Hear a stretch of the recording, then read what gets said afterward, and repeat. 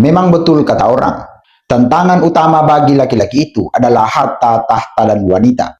Di mana karir Wahyudin Moridu yang sejak usia 24 tahun telah menjadi DPRD. Namun semuanya runtuh seketika oleh karena perempuan. Di sini kita akan membahas lengkap tentang kisah dan cerita bagaimana Wahyudin Moridu mengawali karirnya melalui partai PDIP.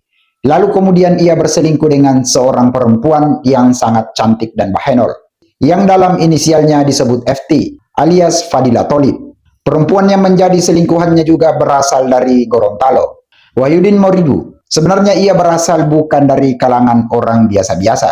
Kedua orang tuanya punya jabatan penting di Gorontalo, di mana bapaknya adalah pernah menjadi bupati di salah satu kabupaten di Gorontalo, dan ibunya juga merupakan anggota DPRD. Saat Wahyudin Moridu mulai menginjak usia dewasa, ia pun menikah muda saat itu, di mana istrinya yang juga masih di bangku kuliah, begitupun dengan Wahyudin Moridu.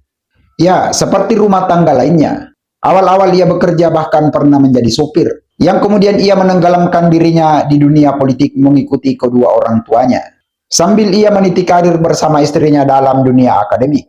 Saat Wahyudin Moridu memasuki usia 24 tahun, ia pun maju bertarung sebagai DPRD di dapil kabupatennya. Berkat dari nama besar kedua orang tuanya, maka Wahyudin Moridu pun terpilih sebagai DPRD kabupaten. Setelah ia selesai menjabat DPRD kabupaten, yang juga masih berbekal tokoh dari kedua orang tuanya.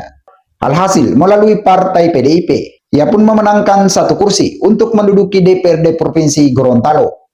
Wahyudin Moridu saat ia merintis karirnya dan terpilih menjadi wakil rakyat di Gorontalo, ia pun sempat menangis seperti ini.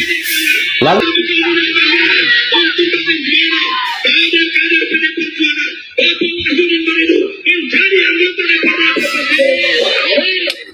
namun itulah yang terjadi pada Wahyudin Moridu ini. Setelah ia sukses mendapatkan harta dan tahta, maka ia pun tidak puas dengan satu wanita. Hingga pada akhirnya, ia sendiri pun mengakui bahwa ia berselingkuh dengan wanita yang berinisial FT. Tertarik dengan raut wajah FT yang mirip dengan Cindo, dan dibekali dengan spek bodi yang sangat bohai. Memang ketika kita melihat foto-fotonya, mata laki-laki siapapun yang tidak tergoda. Dan itulah kejamnya di zaman teknologi ini.